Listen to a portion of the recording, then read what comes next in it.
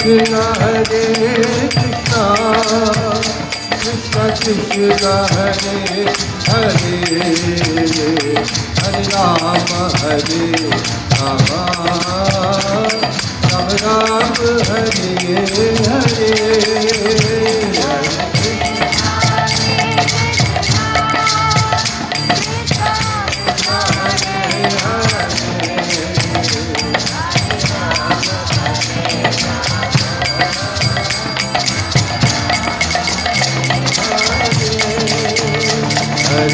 Krishna Hare Krishna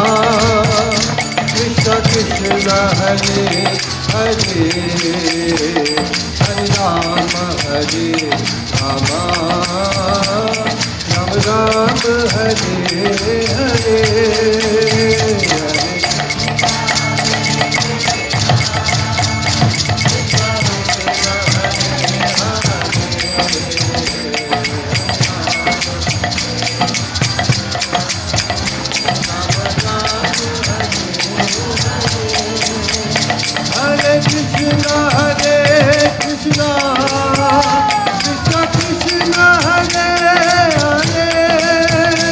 Hare Rama Hare Rama Rama Rama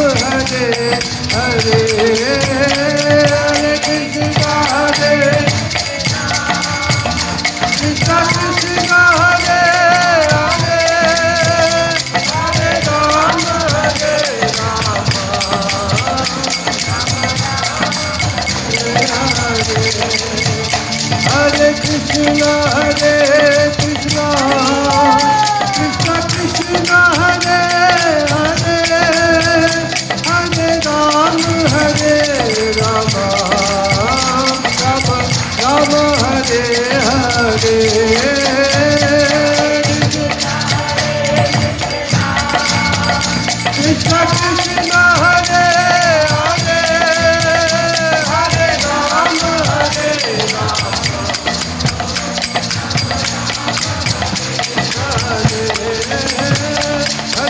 Krishna Hare Krishna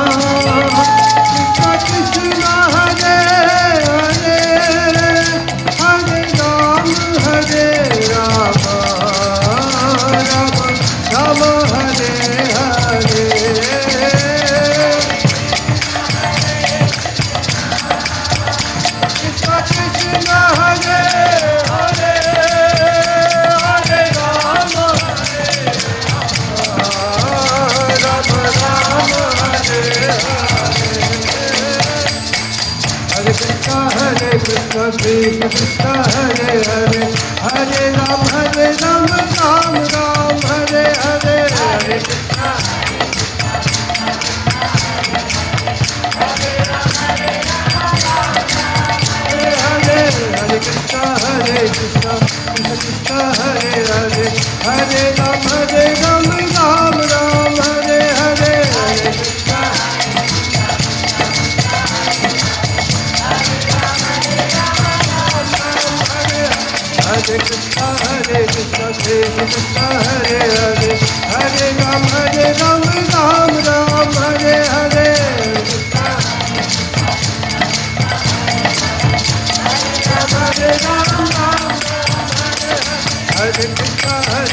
Krishna Krishna Hare Hare Hare Rama Hare Rama Hare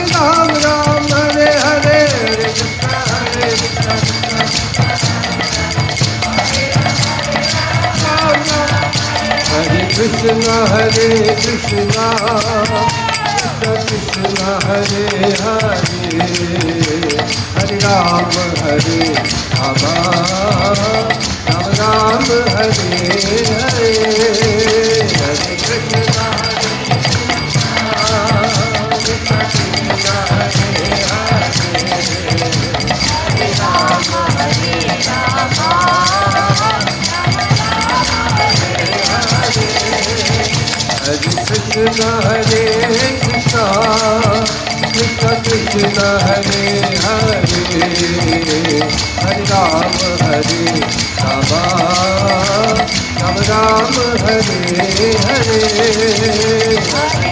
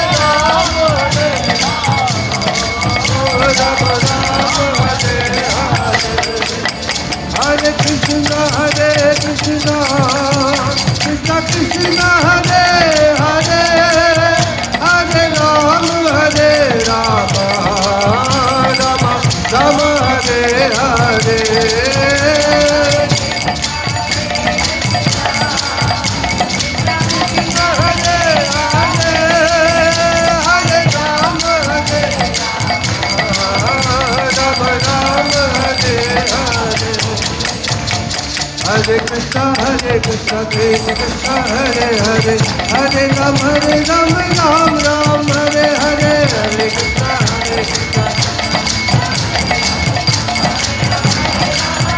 Ram Hare Hare, Hare Krishna Krishna Krishna Hare Hare, Hare Ram Ram Ram Hare Hare, Hare Krishna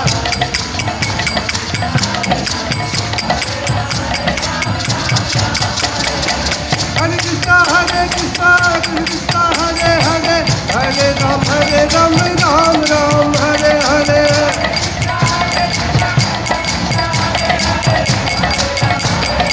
Ram Ram Hare Hare, Hare Krishna Krishna Hare Hare, Hare Ram Ram Hare Hare,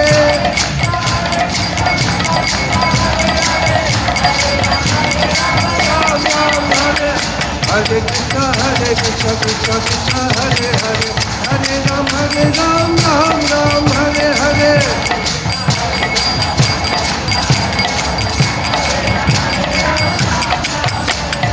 Hare Krishna Krishna Krishna Hare Hare, Hare Ram Ram Hare Hare. Hare Hare Krishna Krishna Krishna Hare Hare, Hare Ram Hare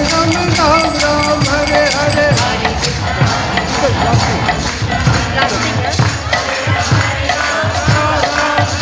Hare Krishna Krishna Krishna Hare Hare, Hare Ram Ram Hare Hare,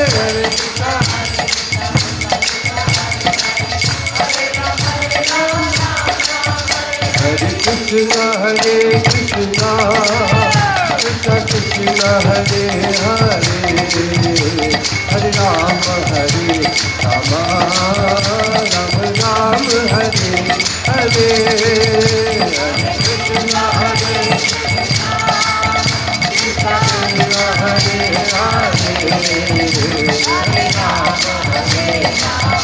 Ram Hare Hare, Hare Krishna Krishna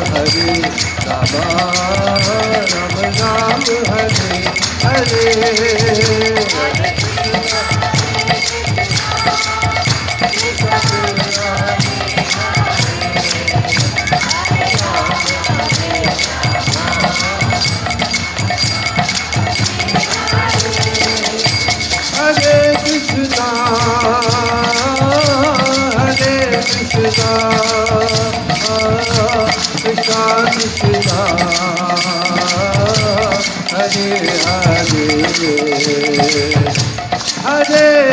Hare Rama Rama Rama Hare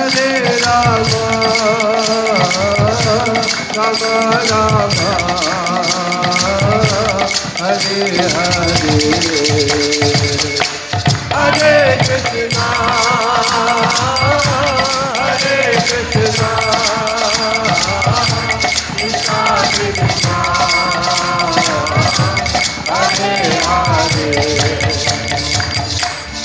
Hare Krishna Krishna Krishna Krishna Hare Hare, Hare Rama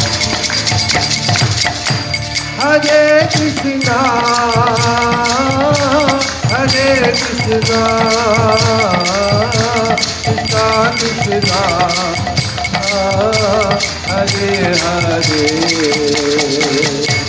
Hare Rama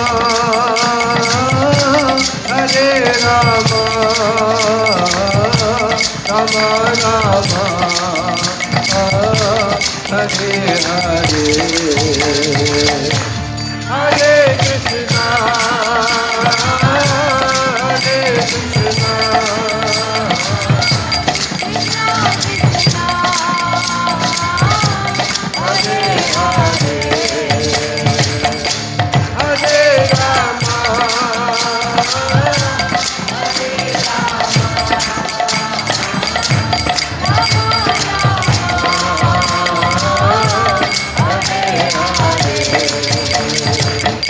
Hare Krishna Hare Krishna Krishna Krishna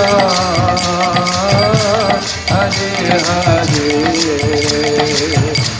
Hare Rama, Hare Rama, Rama Rama,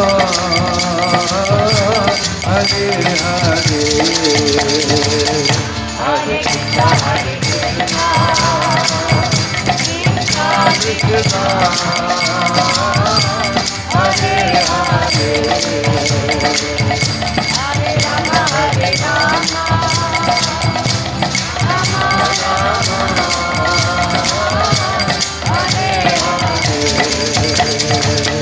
Hare Krishna, Hare Krishna, Krishna Krishna,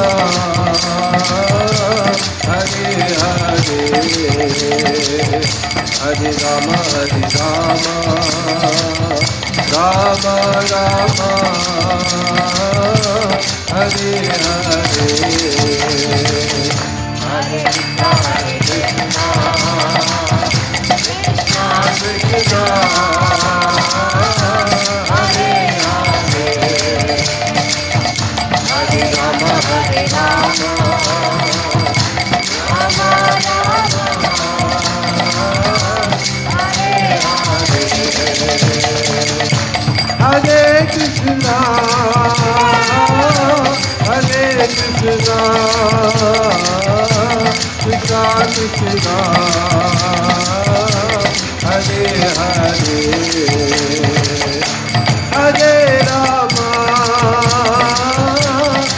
Hare Rama, Rama Rama, Hare Hare, Hare Krishna, Hare Krishna, Krishna Krishna, Hare Hare, Hare Rama, Hare Rama, Rama Rama, Hare Hare, Hare Krishna, Hare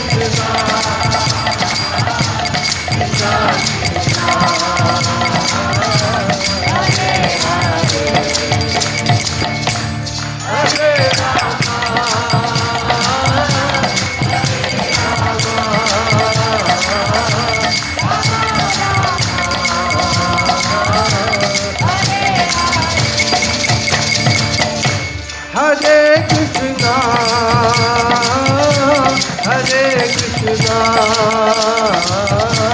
Krishna Krishna, Hare Hare, Hare Rama,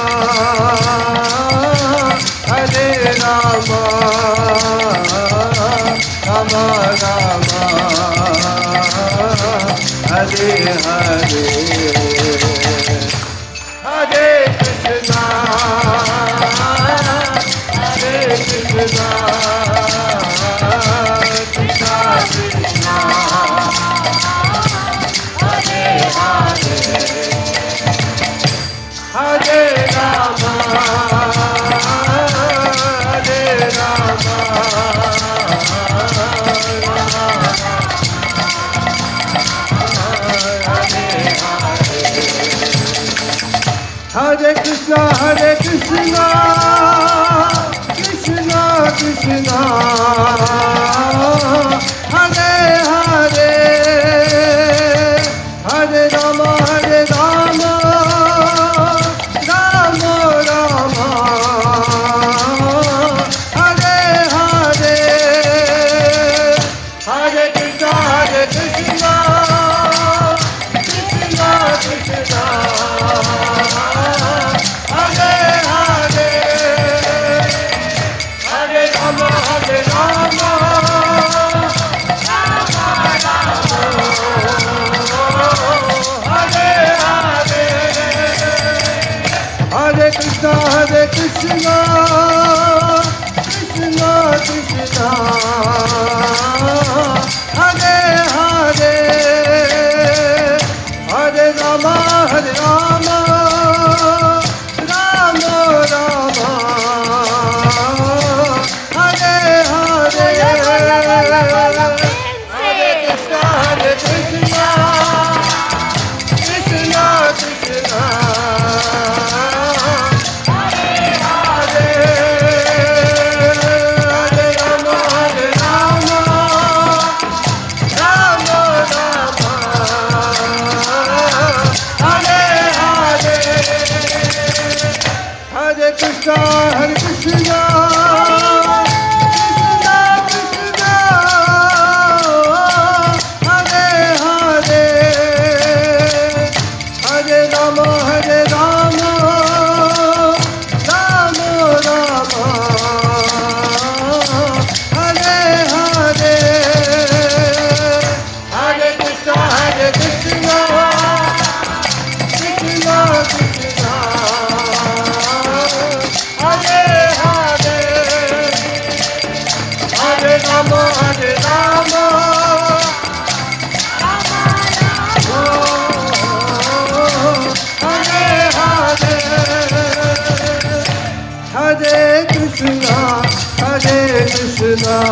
Krishna Krishna Hare Hare Hare Rama Hare Rama Rama Rama Hare Hare Hare Krishna Hare Krishna Krishna Hare Hare Hare Rama Hare Rama Rama Rama Hare Hare Hare Krishna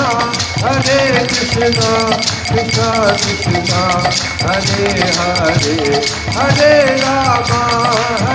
Rama Rama Rama Hare Hare Hare Krishna Krishna Hare Hare Hare Rama Rama Rama Hare Hare Hare Krishna Krishna Krishna Hare Hare Hare Rama Rama Rama Hare Hare Hare Yogesh Hare Rama Rama Hare Hare Hare Krishna Krishna Krishna Hare Hare Hare Rama Rama Rama Hare Hare Hare Hare Krishna Krishna Krishna Hare Hare Hare Rama Rama Rama Hare Hare Hare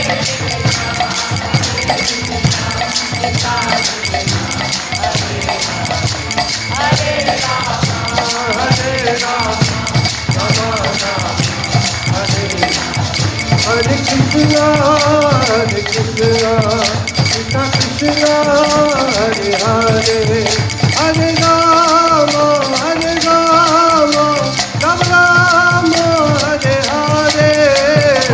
Rama Rama Rama Hare Krishna Krishna Krishna Hare Hare Hare Rama Rama Rama Hare Hare Hare Krishna Krishna Krishna Hare Hare Hare Rama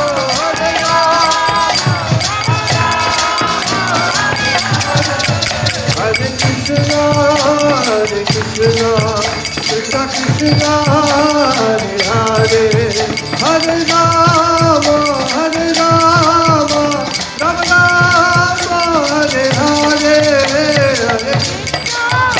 Hare Krishna Krishna Krishna Hare Hare Hare Rama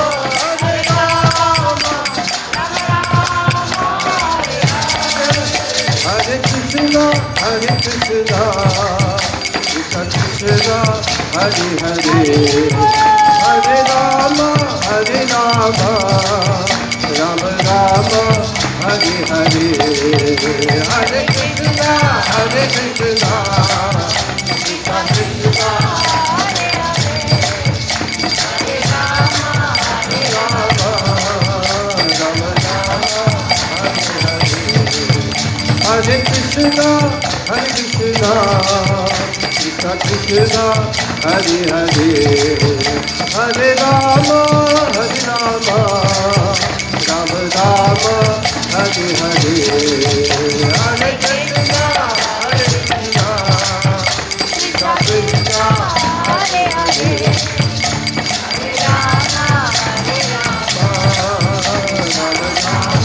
Hare Rama Rama Hare Hare Krishna Krishna Krishna Krishna Hare Hare Hare Rama Rama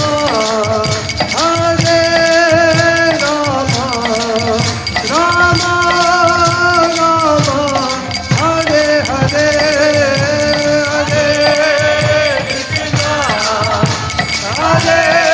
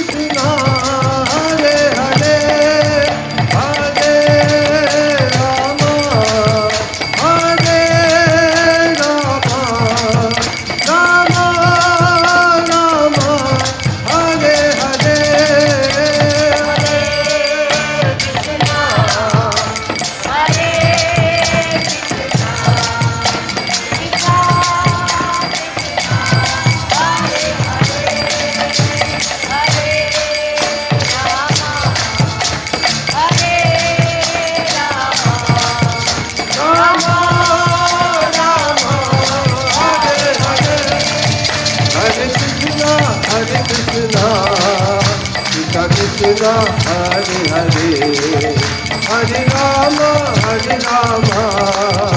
Rama Rama, Hare Hare.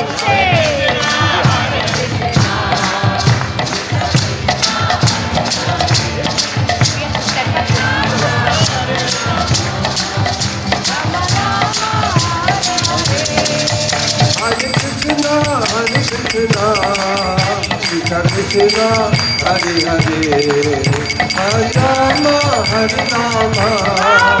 Rama Rama, Hare Hare, Hare Krishna, Krishna.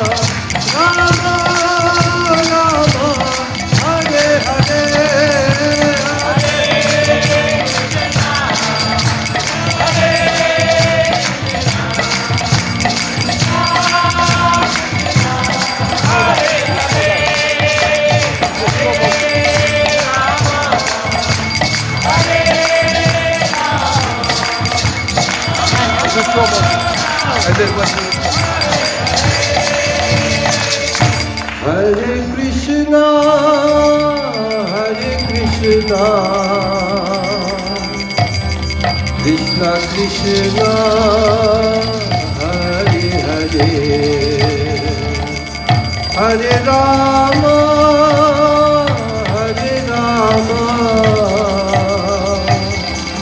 Rama Rama, Hare Hare. From your heart and soul, everyone. Everybody.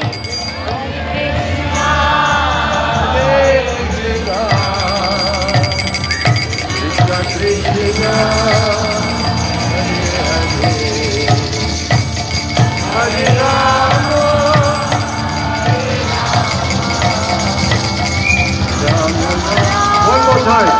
one more time, louder.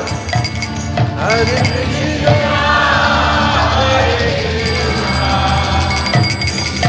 Hands up in the air. Hare Rama,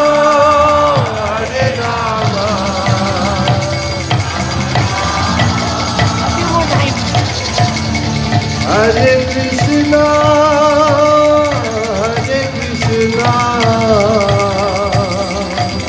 Krishna Krishna, Hare Hare, Hare Rama,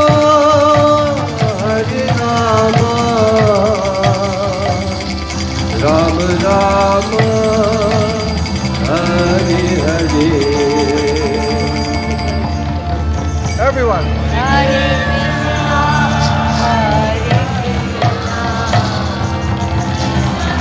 Krishna, Hare Hare, Hare Rama, Hare Rama,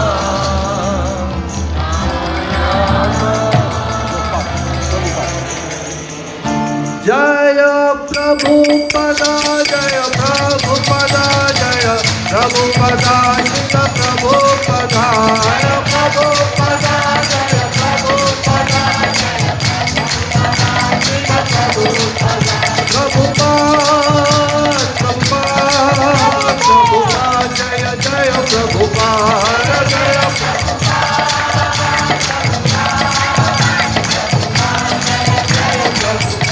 Hari Bol, Hari Bol, Hari Bol, Hari Bol, Nitai Bol, Hari Bol.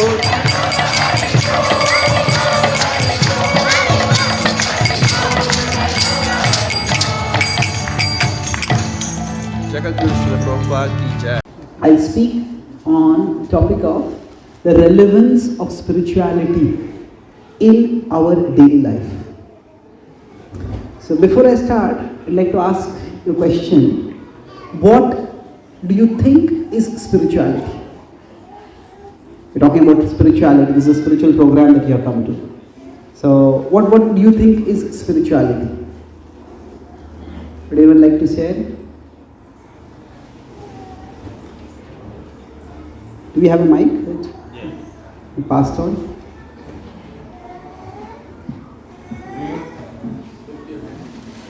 Hand up and mic will come.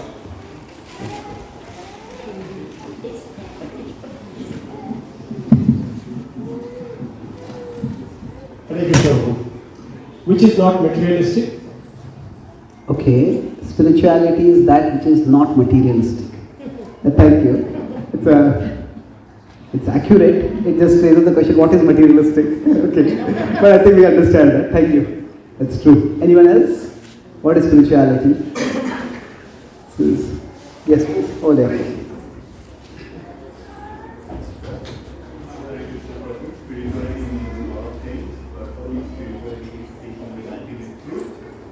Okay, spirituality is seeking the ultimate truth. Thank you. That's true. Ultimately, spiritual quest means to know what is real. What is ultimately real? Yeah, thank you. Yes. Hare Krishna Prabhu. According to me, spirituality is to understand or to have consciousness that we are not a body but we are spirit soul. Okay, so spirituality is to understand our essential spiritual identity. Yes, thank you. That's definitely. Any critical spirituality?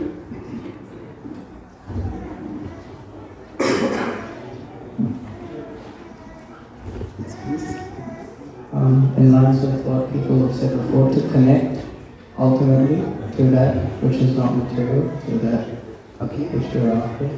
The spirituality means to connect with that which is not material, that which is beyond us, beyond this world. Yes, thank you. That is spirituality, definitely. So, okay, one or two more answers. Yes, please.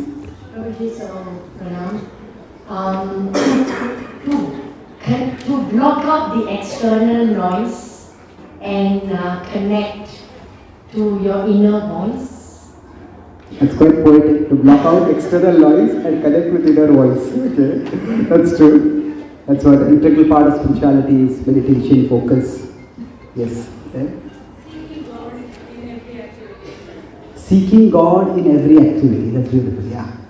That's you can say that's talk about ultimate reality. Ultimate reality is God. So seeking God. True. Thank you. Anyone last answer? Anyone else?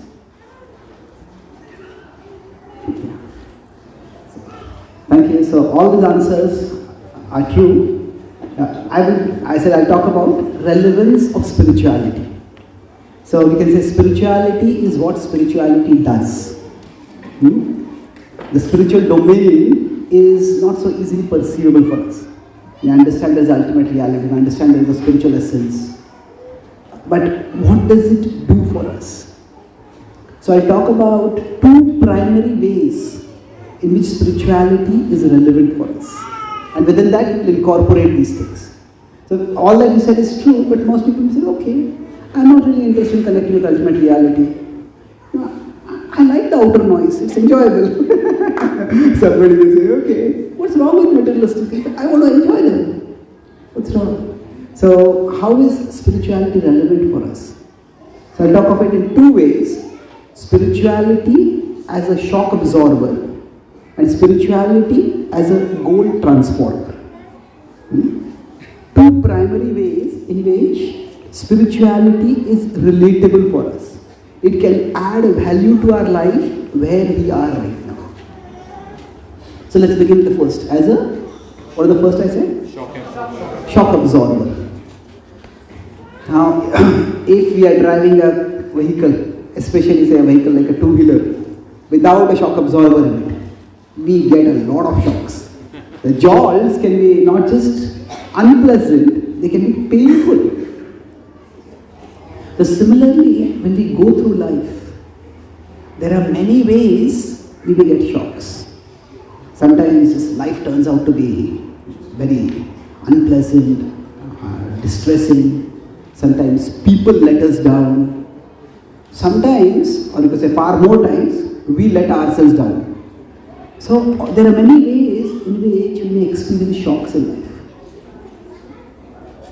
And the nature of these shocks is that they can overwhelm us. They can paralyze us. And then we can become depressed. In many ways, the mental health problems that are rising in today's world are because we have lost connection with many of the past shock absorbing systems or structures that were there in society. We have this modern conception of history where we say in the past people were so primitive and now we are so progressed and we have so many comforts and so many technological gadgets, and people now we also have rational attitude toward world, so we consider ourselves progressed. And yes, in one way it is true. But it is ironic that though we consider ourselves progressed, and we are progressed in many ways, still it is that we have far more mental health problems than people from the past. People, if we understand that life in the past was much tougher than what it is now. People had to struggle for the basic needs of life. Yeah, not necessarily talking about the remote past, it's a few hundred years ago, before industrialization, before these things. Even we got the modern gadgets. Yet people didn't have so much depression. Instances of suicide in the past were far, far lesser. So what is it that we have progressed and yet we seem to have become more fragile? We seem to be more vulnerable to break down. So what have we lost? We have certainly gained things in terms of material progress, material gadgets, material comforts. But what is it that we have lost? Martin Luther King put his finger on this over half a century ago when he said, we have guided missiles and misguided men. Our scientific power has outrun our spiritual power. So we human beings don't live just based on the facilities of life. There is what we live with and there is what we live for. So, for example, if you're driving a car, fuel is what we drive with. If we don't drive for fuel, sometimes we may have, if our gas tank is completely empty, we may drive for getting fuel. But the purpose of driving is not to get fuel. So there is a difference between what we drive with and what we drive for.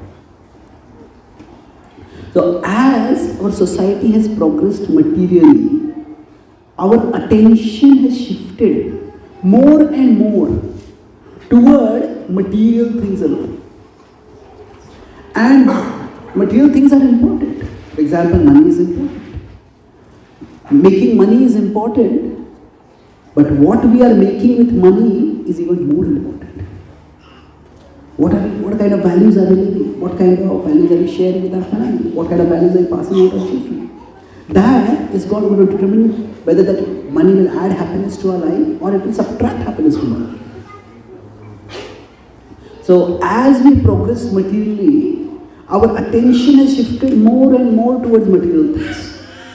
And we have started equating our identity with the material things that we have. I saw an ad recently with, I think in UK, in America, it says, "You are your car." So you are your car. Now the idea is that people will judge you by the kind of car you are driving. Well, okay, in Sanskrit there is a word called ahankar. So you can just change aham car. I am my car. So to think that I am, yes, our car is a part of who we are. But to equate ourselves with that, now we say who equate themselves with their car. But it's not that simple. We all equate our identity with many external things. Some of us may equate our identity with the kind of house we live in. Some of us may equate our identity with the kind of profession we have. We equate our identity with the kind of physique we have, the kind of education we have. So all these are important. Some people may equate their identity with the kind of phone they have. So if somebody has buys the latest phone, maybe say they get what is the iPhone 13 or what is the latest one? 14 Pro. iPhone 14 Pro, okay. So somebody gets an iPhone 14 Pro or somebody gets a Google Pixel 7 Pro or whatever. And they buy this new phone and they want everyone to see that phone. See how it is. And if nobody notices that phone, they think, what's wrong with all of you? So we tend to identify our self-worth with many external things. And to the extent we identify our self-worth with external things, to that extent we become vulnerable to shocks when those external things are damaged or endangered. So if my self-worth comes from the car that I am driving, I got a brand new car, and then I stop at a red sign and somebody just hits my bumper, I scream at that person. There are instances of road rage. Now certainly a car bumper getting dented is a matter of concern. But the kind of road rage that comes up, people can just go mad. In some parts of America where guns are very easily available, somebody can just take a gun and shoot somebody else. So what has happened is that when the person's car is dented, they feel as if their heart has been ripped. Why? Because their identity has become locked in that external thing. So spirituality is, how does spirituality act as a shock absorber? It is by moving the locus of our identity or moving the conception of our identity from externals to internals. So when we practice spirituality, when we understand spiritual wisdom and we adopt some spiritual practices, we start understanding that oh yes, my house, my job, my profession, my designation, my relationships, my physique, all these are important, but they all are a part of me. They are not who I essentially am. That awareness, both at an intellectual level and an experiential level, it starts increasing as we internalize spiritual wisdom and practices. And that is how, as we start understanding that, I am not, my self-worth is not defined by my net worth. Because I as a self am different from these things. As we start understanding this, these external upheavals, they will not disturb us that much. We will be concerned because they are important for us. We will be concerned but not disturbed by them. Concern is, this is important for me, so I want to work on it. But disturb means I feel a personal threat, as if my own identity, my own existence is being threatened. So spirituality helps us understand that we are different from all the external things. That we are at our core an indestructible spiritual entity. We are the Atma. So it's not just about doing some breathing exercises or chanting some mantras or beholding some images or we're going to some scenic place. All these sometimes are equated with spirituality. And all these can make us feel more peaceful. But what are they meant to do? They are meant to shift our sense of identity, our understanding of our identity from external to internal. And so, not only are we not our external possessions or positions, both of these we identify ourselves, our possessions or our positions. We are not any of those things. But we are not even our physical selves. Not even our physical self, even our own emotions. We exist, if you can consider now, this is a real life experience one of my friends had. He was in writing retreat. He had gone to Florida.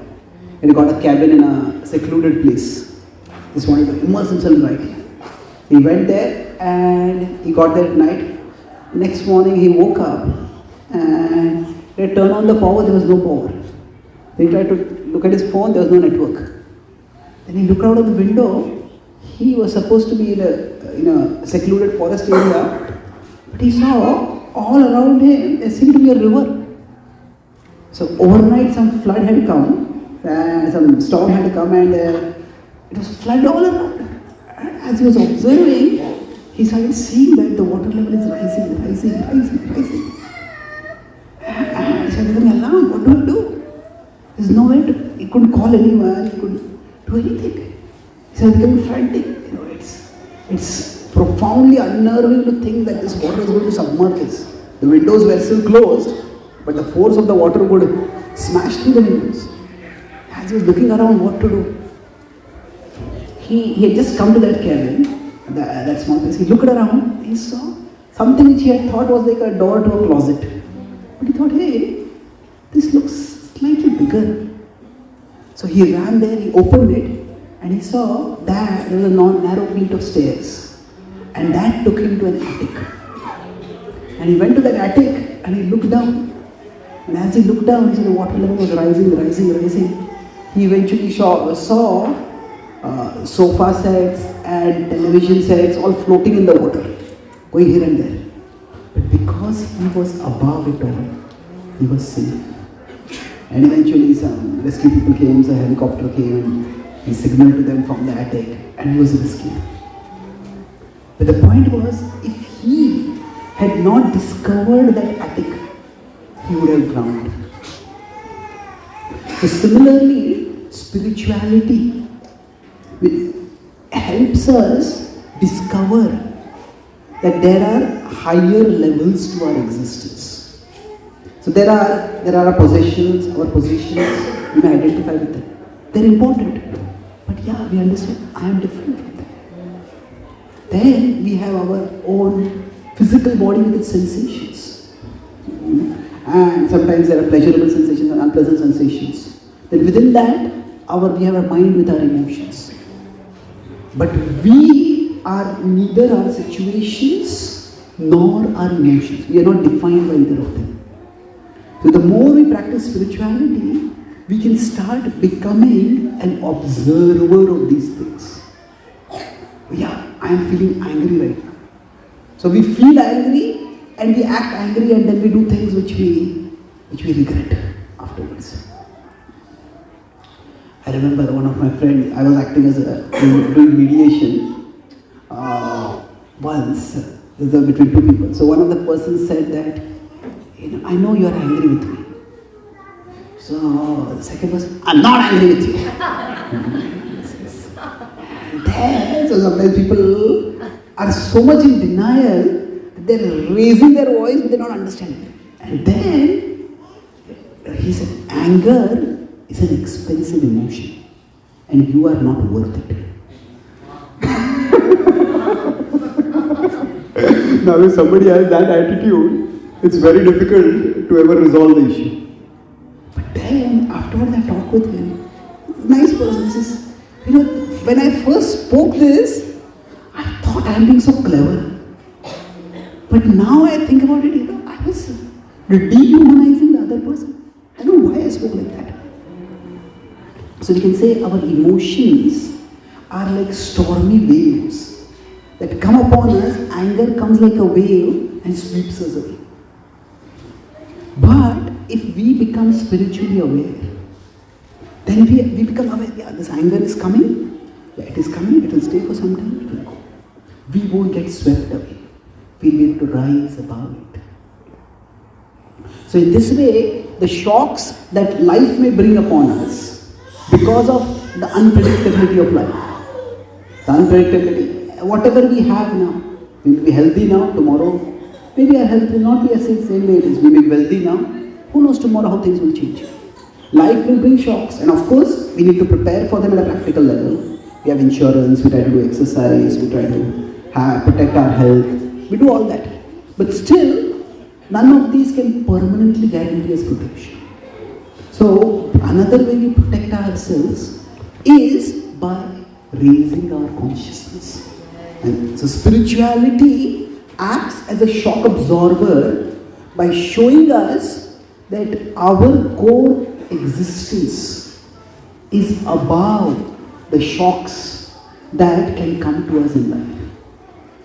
Yam labdva cha aparam labham manyate nadhikam dataha yasmin sthito na dukkhena gurunapi vichalyate. The Bhagavad Gita 6th chapter 22nd verse, Krishna says that yasmin sthito, once you become situated in spiritual consciousness, dukkhena. Krishna is not giving in the Bhagavad Gita unrealistic promise that there will be no more problems in your life. There will be no more distresses in your life. If anybody promises you, then we just do this, there will be no problems in your life. I think that promise itself is a problem. Yes, we can rise above our problems. Krishna says, what will happen is, dukkha will come, but na vichalyate, will not be disturbed by it. Shocks will come, but we will be able to absorb them.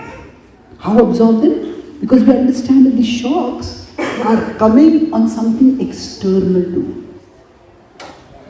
Going back to the car example, suppose we have rented a car and we are going in the car and somebody hits our bumper from behind. Now, we'll be annoyed, we'll be concerned. But it's not our car. We won't be enraged to the same degree. Yeah, this is a car, it's a functional tool, it's important for me, I want to use it, but we don't become completely invested in it. So the shock becomes substantially lesser. Now this can happen both at the subconscious level and a conscious level. The subconscious level, if you just start understanding spiritual philosophy and start adopting spiritual practices like meditation, like mantra chanting, Kirtan that you're doing, we'll find that the same problems that maybe 6 months ago, 1 year ago, 2 years ago, before you started practicing spirituality, the same problem that would have shattered you, now it doesn't rattle you so much. So you'll experience this yourself. And that is almost without an effort because the locus of your identity has shifted. But sometimes when a problem shakes us, by conscious deliberation also, we can raise our consciousness and we can learn to absorb the shock without becoming ourselves shaken or shattered by it. So that is the first aspect. Spirituality is relevant because in society today, we will get shocks. All the more so because our identity has become more and more externalized. But spirituality can act as a shock absorber. What is the second part I said? Goal transformer. Yes, thank you. So, we all are intrinsically purpose-driven creatures. We want to do something with our life. See, all living beings are at one level driven by biological functions. We need to eat. We need to defend ourselves. We need to have a shelter for a stay. As biological creatures, we want to reproduce. These are basic biological functions that are there in all living beings. However, we humans, we want something more in life. We all innately long to do something more. A few years ago, I was invited to Cambridge University to speak on science and spirituality.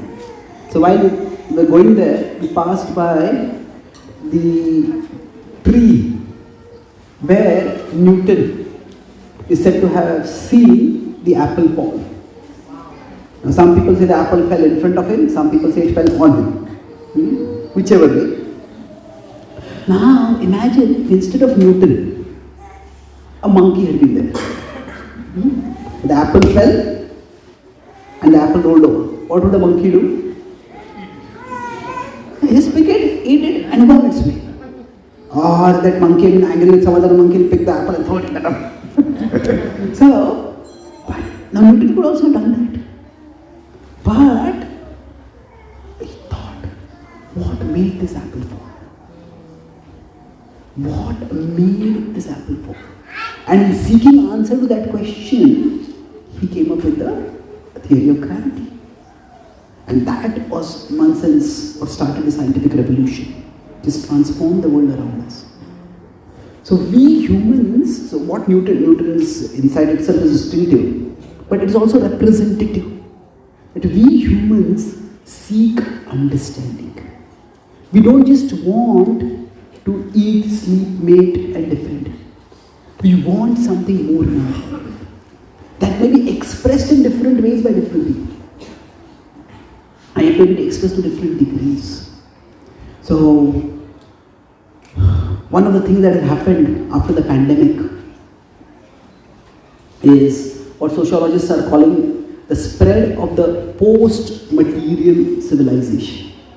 They're not saying non-material, but post-material. Post-material means, if you consider in America in the 1970s, 80s, or 1960s, 70s, and even in India till 2005, 2010, most people were concerned. How can I get a good job? How can I get a steady salary? How can I make it big in life? So in America, there's the great American dream. I was in America a few months ago, that's why I'm giving American examples. Right.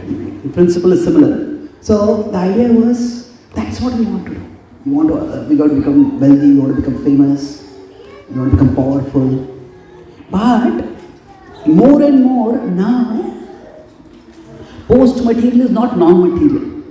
People are more and more concerned about doing something meaningful with their lives. I don't want just a job which will help me to earn a living. Yeah, that's important. But I want to make a difference. We all want to do something meaningful. Now, when the struggle for existence was more, maybe that was pushed in the background. But that is there within all of us. So, goal transformer, spirituality as a goal transformer means that spirituality tells us that our life is meant for something bigger than just making it big in the world. I want to make it big in the world. Kuch kar dikhana hai. I want to show. It's good.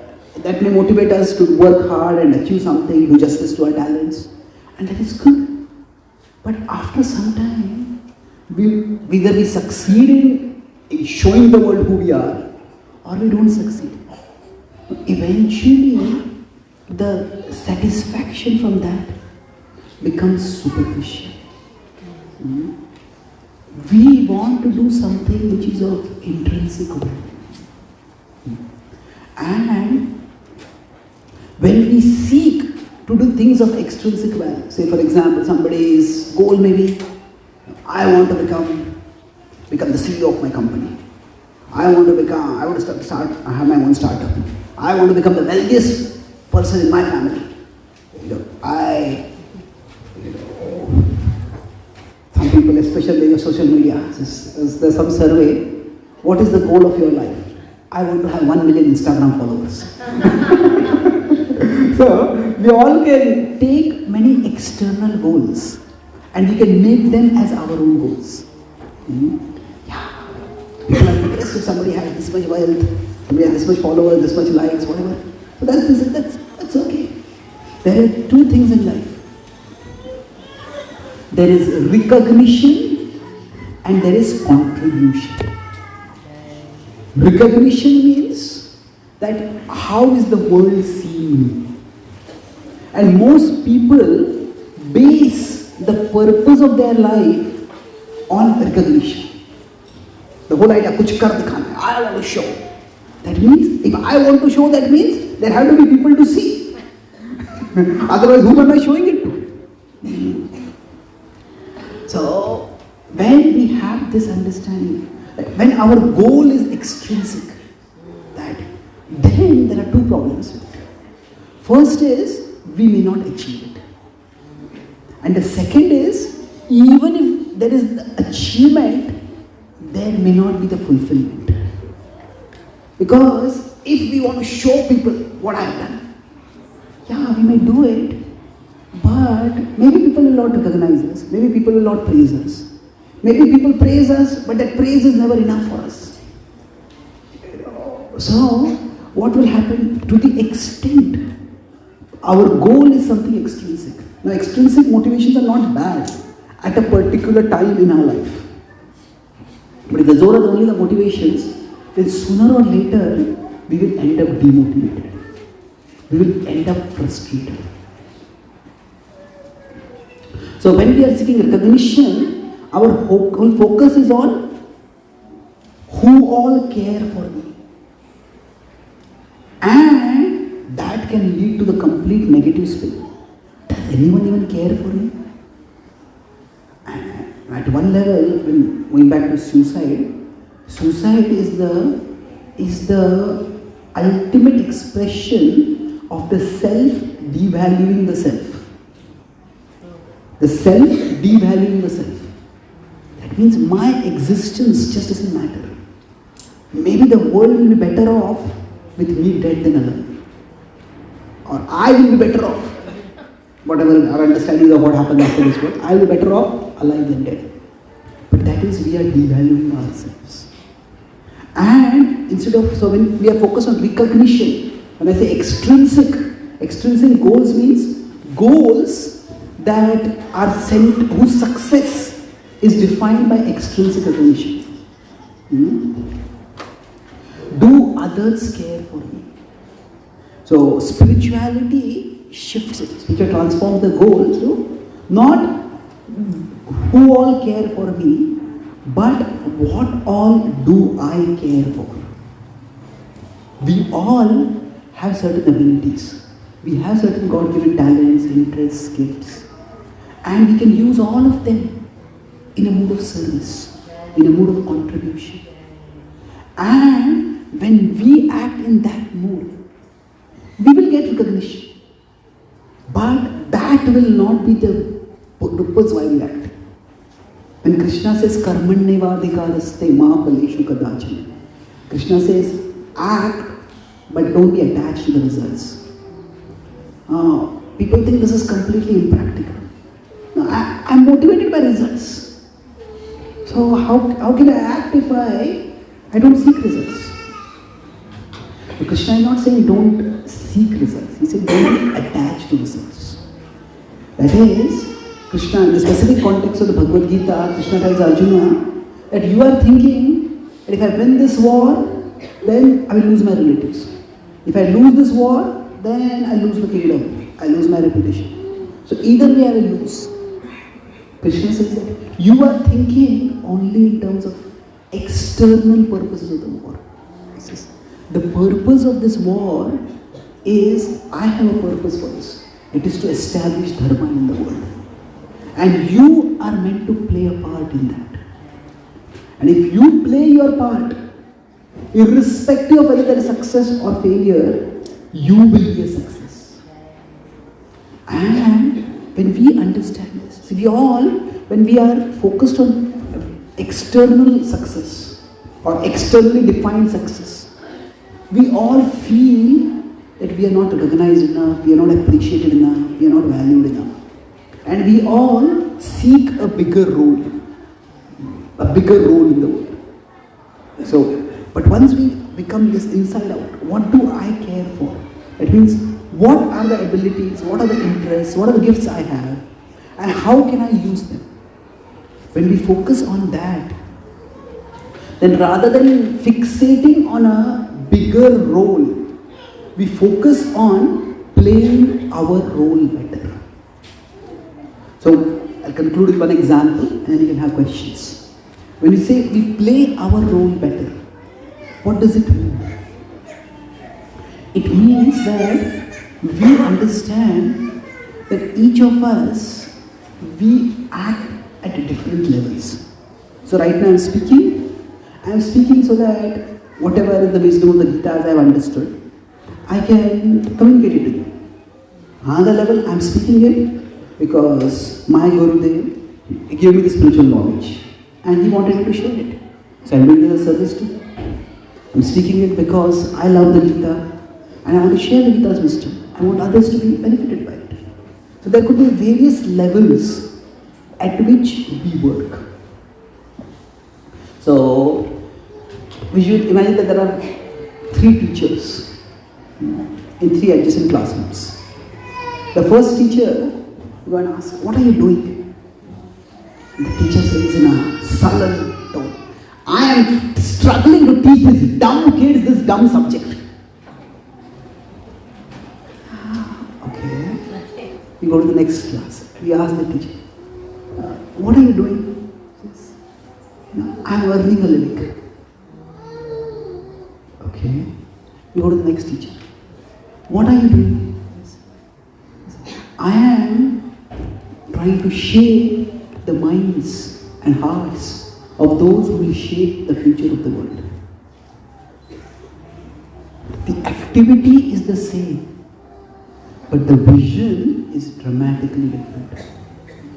Among these 3, who do you think will be most inspired to work? The third one. The third one, because they have a bigger vision of what they do. It may be true that some of the students are dumb is a too harsh word to use, but maybe some of the students are not that sharp. Maybe the particular subject is uninteresting. But these are only phases. There are some students like that. There are some subjects like that. But education is much bigger. So when we have a bigger vision, then the unpleasant things, which can seem like big obstacles, they just become tolerable inconveniences. Yeah, they're there and move forward with them. So what spirituality does is, it expands our vision of what we are doing. What am I doing? Now, I am doing this job which my boss is over-demanding, my colleagues are manipulative, and the job is underpaying. And we're thinking that, okay. Or we can say that, Krishna says in the Bhagavad Gita, work in a mood of worship. Swakarmana tamabhyarcha. Says, okay, it is, I have some abilities, I have some interests, and it is by God's arrangement that I am in this present situation. This may not be the best situation for me, but it is a part of the divine plan that I have. Let me do the best that I can in a mood of service. I am not just doing my job to please my boss or to earn my living. I am doing this in a mood of service to the divine, who has placed me in the situation, by whose arrangement I am in the situation, and who has given me certain abilities. So that situation may be unfavorable, and maybe it is good for us to move some other situation. But while we are in that situation, if we have a broader vision, then what will happen is we will do it with greater motivation, with greater application. And eventually if we have to change the role, we'll change it. But while we are there, we won't be filled with resentment. If we are at one place and are longing to be in some other place, what happens is, we are basically neither here nor there. We are not experiencing whatever is good over there, and certainly not experiencing what is good over here. It's simply increasing the listening. What applies to a job can apply to a relationship, It can apply to our health situation, it can apply to our financial situation. So, when we focus on this mood of service, that I'm not just relating with the people around me, I'm not just relating with the situations around me.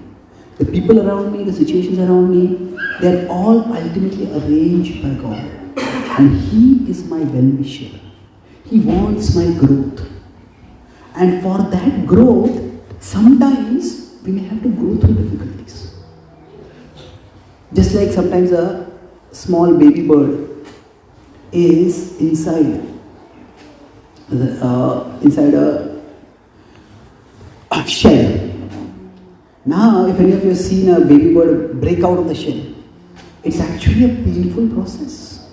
The baby bird flaps out and maybe a small part of its feet comes out, and then the shell cracks back. You can almost see the baby bird feeling the pain. And then again it pushes, and then maybe a little wing comes out, and again the shell cracks, snaps back, and again it stays, it hurts.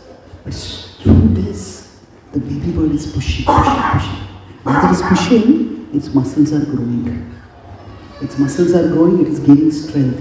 And then when it just breaks the shell and comes out, it is strong enough not just to move, but to fly.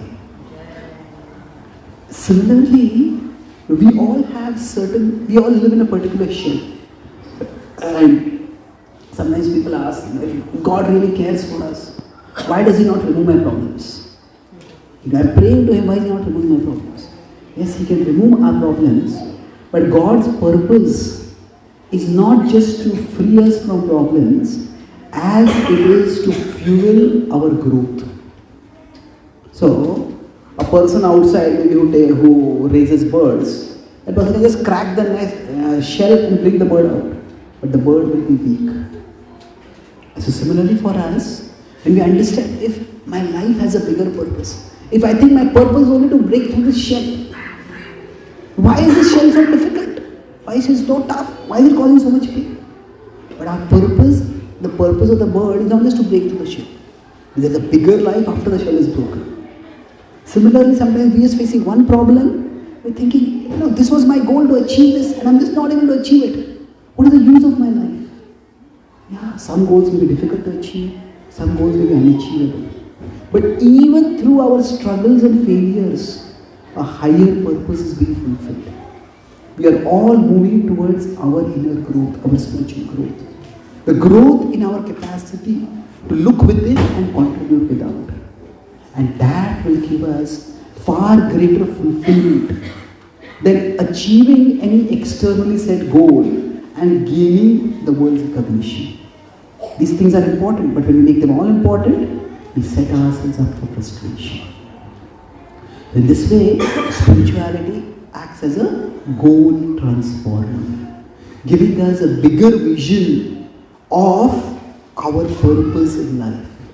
And that enables us to face whatever problems we have with greater resilience, with greater capacity to bounce back from the problems and keep moving ahead. So I'll summarize. I spoke today about what is spirituality. Spirituality is what spirituality does. So spirituality is relevant to us broadly in two ways. As a shock absorber. So life is filled with shocks at one level, but how much those shocks shock us depends on how much we are invested in the things that are shaken by those shocks. So as we have progressed materially over the last few centuries, why is it that we have become more mentally fragile and brittle? Because our sense of self has become more and more externalized.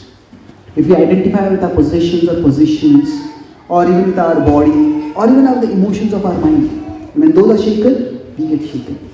So spirituality helps us realize that our self is not any of these externals. It is internal. We are indestructible souls. And all these things are tools for us. They are what we live with, not what we live for. So when shocks come, we can be concerned but not disturbed, certainly not shattered. That's how, by raising our consciousness upward, Just like this friend of mine in the flood found the attic.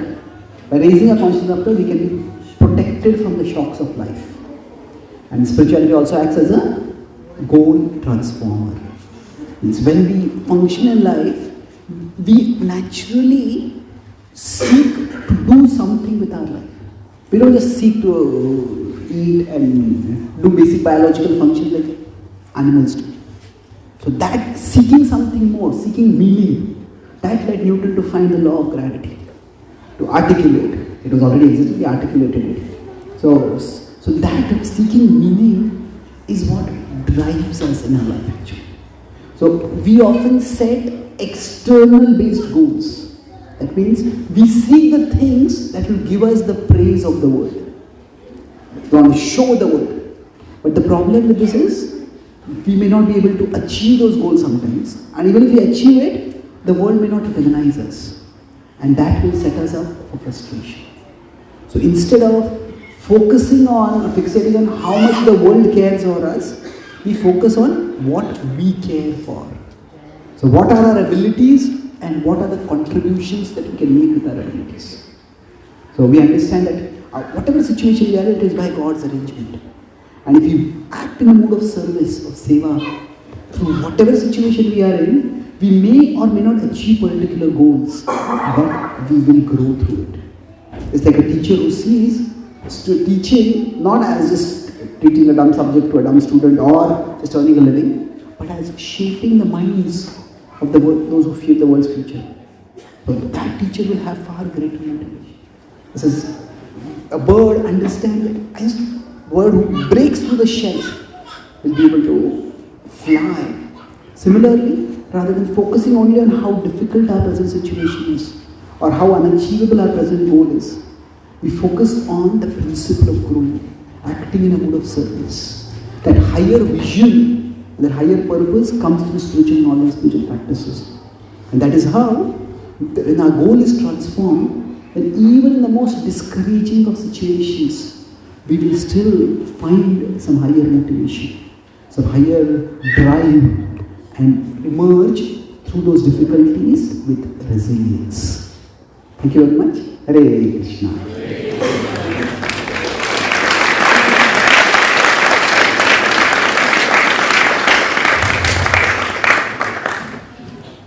Are there any comments or questions? Okay, so if we are failing in a spiritual goal, how do we motivate ourselves? There also we need to redefine. Thank you, Hare Krishna. So we need to understand what our spiritual goal is. Say for example, we may think that I want to follow a particular discipline. I want to do this much meditation, or I want to resist this temptation. I want to bring about this self-discipline. So we may think, this is my goal, and if I achieve it, it's success. If I don't achieve it, it's failure. But it's not that simple. Sometimes we may fail in that particular goal. Say of disciplining ourselves, restraining a temptation, or committing ourselves to a particular healthy activity. But if through that failure we learn humility, we understand that actually I'm not as powerful as I thought I was. That I actually need grace, I need kripa. And that strengthens our connection with the divine. Then that itself is a success. So sometimes, we may fail, but we can choose whether we fail badly or we fail well. Fail well means, yes, the particular goal we didn't achieve, but if we develop humility and we develop a deeper sense of connection and dependence on the divine, that is growth. On the other hand, somebody may succeed in a particular goal, but if that only makes them proud, that increases their ego. I have so much discipline. I am so great. Well, from a spiritual perspective, they are successful failures. So if we are endeavoring on the spiritual path, we are never failing. This our endeavor pleases the Lord. and we keep moving forward through that endeavor itself. Thank you. Yeah, please. If we grow spiritually, we tend to become detached, but we still have to function in the world. We still have to earn a living, we still have to deal with inflation. So how can we manage that balance of spiritual growth and not becoming inordinately detached? So actually detachment, it functions at multiple levels. There could be detachment in the sense of, say, absence of emotions. No, I don't care for this. Now that is not so much detachment as it is hard-heartedness. Detachment is not so much absence of emotions as it is absence of control by emotions. So, for example, to understand this, let's consider the opposite, attachment. We see in the Mahabharata, Dhritarashtra is the classic and tragic example of attachment. Who was he attached to? His son Duryodhana. Now, his son was wicked. But Duryodhana himself was not really wicked. But because he was attached to his son, he could never displease his son. And that's why when his son started doing terrible things, he just couldn't say no. And eventually that led to the destruction of the whole dynasty. And even he himself lost all his sons eventually. So, rather than thinking of attachment, so it is not that detachment makes us irresponsible. It is often attachment that can make us irresponsible. Because when we are attached, then we are controlled, almost driven by our emotions. Now, emotions themselves are not a bad thing.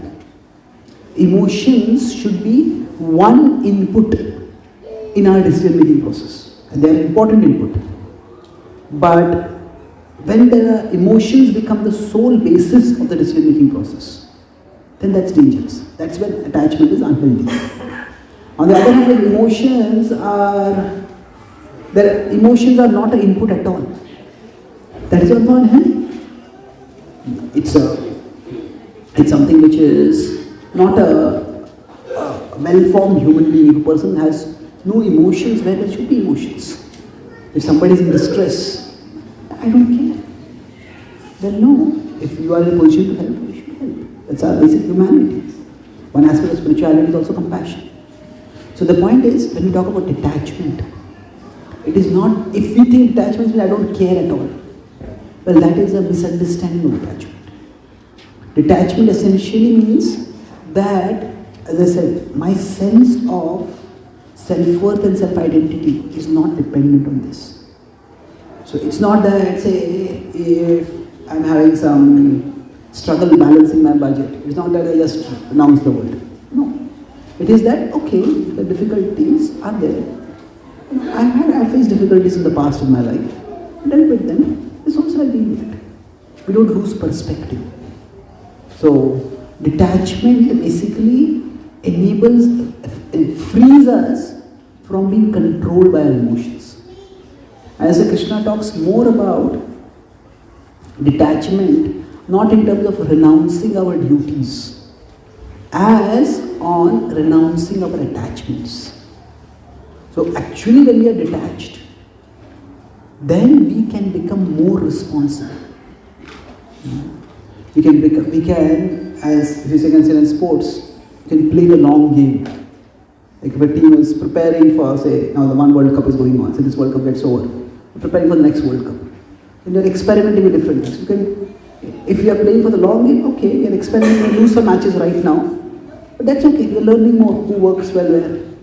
So I'm detached from losing a few matches over here because I'm preparing for something bigger. So in one sense, actually detachment can help us to become more far-sighted and more responsible. Does that answer your question? Thank you. If there's a loss of a partner, how do we detach ourselves, or how do we see Krishna as a better plan? Yeah. First of all, philosophy, whatever we learn, it is not meant to deny our humanity. it is meant to deny a monopoly for our humanity and our identity. What I mean is, Krishna does say in the Gita that our identity is not our physical body. But the same Krishna, how does he deal with Arjuna when his son Abhimanyu is killed in the battlefield? The Mahabharata describes that Arjuna is shattered. Arjuna lashes out at his brothers. At that time, Krishna doesn't tell Arjuna, hey, you forgot all the philosophy? What are you doing? We are not our bodies, just forget it. The soul is gone on his own journey. No, Krishna adopts a very pragmatic and humane approach. Krishna says that adversities come upon everyone in this world. The good people and the bad people. The wise people and the unwise people. What differentiates the wise from the unwise is that amid adversities, the unwise act in ways that make things worse. Whereas the wise act in ways that make things better.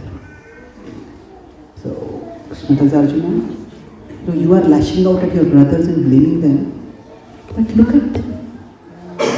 They are in agony at the death of Abhimanyu, just as you are.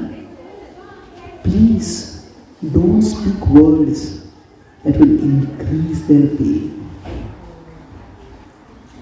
So, applying this, I had done a 3-part course on growing through grief. So, applying this means basically 3 things. First is that when there is a loss, especially loss of a loved one, a close one like his partner, that is a real injury to us. It's like somebody had a physical fracture. You wouldn't tell them, hey, just forget it, start functioning. No, we'll give them time. Yeah. And the recovery from a fracture involves 2 distinct stages. First is, put your hand in a sling and don't move it. And after some time, we need to start moving. Slowly, incrementally, we start moving. So similarly, when there is a loss in our life, that's like a wound to our heart, wound to our mind. Just like there can be injury to the body, there can be injury to our inner side, the inner aspect of ourselves, that is our mind here. So the mind will take time to recover. So first stage is, we need to deal with that. We need to retreat, like putting the hand in a sling. We will process that grief. We talk with someone, vent our emotions. Every tradition has had rituals for grieving. So in the Vedic tradition, what we call as Aditya Samskaras, they are more of ritualized ways of giving expression to our grief. And then, after that, we start moving on. What that means is that we start trying to resume our life. So, how do we resume our life? It's not that the sense of loss has to go away. If somebody was dear to us, we will always have a place in our heart. But the human heart has the capacity to grow. To grow if we let it go. That sense of hollowness, emptiness will be there. But we will be able to move, not necessarily move on from grief. Sometimes we may move on or move away from grief. Sometimes we can move on with grief. So what that means is, like Krishna shifted Arjuna's focus from his loss to the pain that everybody else was in.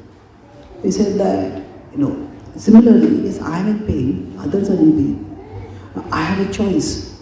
Do I act in a way that will make things worse for everyone? I can complain, I can resent, I can just become pessimistic, nihilistic. Or maybe I can act in a way that will make things better. Small things. And one vision is that if our loved one had been there, what would they want us to do? How would they want us to act? That vision can help sometimes. And beyond that, the third step is that we see that we have multiple relationships. See, we have a horizontal relationship with others. Say, whoever there is there in our life, our partner, our sibling, our parents, our friend, and we get some affection, some love, some connection to them. So that person is important now. At the same time, we also understand that that person is not so much the source of that affection as the channel for that affection. What does that mean? So consider a newborn child. One of the most intimate acts of affection is when a mother feeds her own breast milk to her child. So now she is expressing her love by nursing her child. At the same time, it is not that she did anything special to produce milk in her breasts when the baby was born. Rather, it is the same Lord who sent a child into the world through her womb, also sent milk in her breasts so that she could feed the child. So when a mother is nursing her child, it is the mother's love for the child, but it is also God's love for that person, for that child, expressed through the mother. So we could say that we are here, the people around us are here. These are our horizontal relationships. And we have a vertical relationship with Krishna. Now, sometimes the love that we get through one particular channel, it is that person's love, but it is also Krishna's love coming through that person. Sometimes that channel may get blocked. That channel may just end. So at that time, what do we do? Two things. First is, we try to deepen our connection with Krishna. We understand that whatever love this person, whatever action, kindness, care this person is giving me, is Krishna giving me through the person. And that is why we can pray more, we can chant more, we can read spirituality more, read spiritual wisdom more. And it's not just for us. We can also do it in the mood of service and concern for the other person who has departed. God is with them also wherever they are. They can help them. So we strengthen our vertical connection as much as we can. But the vertical connection will never replace the horizontal connection. But it will give us some strength, some solace. And then we understand that the same God who offered me affection through this channel can offer me affection through some other channels also.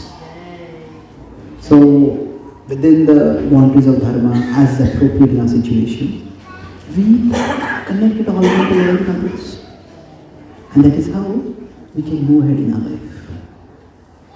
Okay? Thank you.